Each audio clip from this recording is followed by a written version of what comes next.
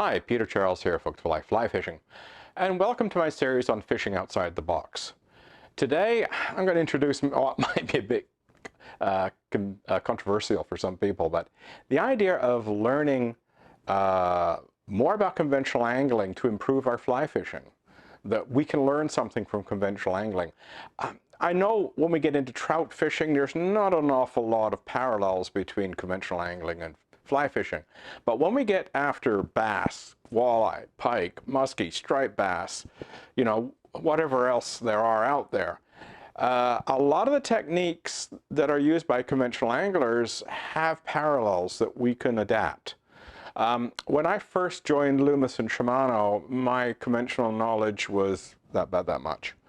I had been fly fishing for something like 25 years. I'd forgotten everything I knew about spin fishing.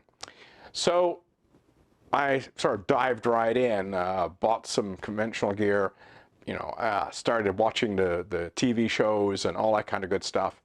And I'll start picking up all sorts of little things, because if you're fishing for smallmouth in a river with conventional tackle and you're fishing with fly gear, you're trying to solve basically the same presentation problems. You're just using different tackle to do it. And what's very interesting, all my fishing friends and acquaintances, it's amazing how many of the best ones are also conventional tackle anglers. I mean, I have spinning rods, so do most of my fishing buddies. They have spinning gear and bait casting gear in some cases. And it makes them better anglers because their thinking is broader. And that's basically what it isn't so much the specific technique. It's that you broaden your thinking and how you approach a fishing situation and how you're going to tackle it. And sometimes it directly affects our tactics as well. As an example, my headstander fly is directly related to the shaky head technique. And I thought, you know what, I could build a fly that does that. And sure enough, it works like a charm. Bass love it.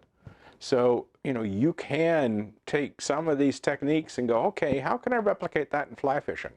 Some won't work. I mean, punching Texas rig through cover, well, there's no fly fishing equivalent to that. But there's plenty of other types of conventional angling where there are parallels and we can gain something. So if you're not in the habit of paying any attention to conventional angling, I'm not suggesting you go out and buy a spinning rod. What I am suggesting is take a look every now and again. You'd be surprised, especially if you're after bass and pike and muskie. There's a lot of parallels.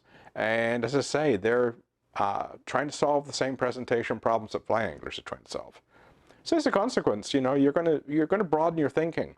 And in the end, it's that kind of approach that makes a difference between a good day and a bad day.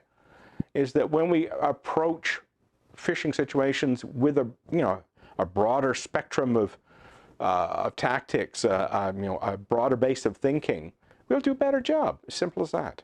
So if you haven't checked out any of the fishing shows yet, or talked to any conventional anglers, give it a try. You'd be surprised how it might improve your fly fishing game. Cheers.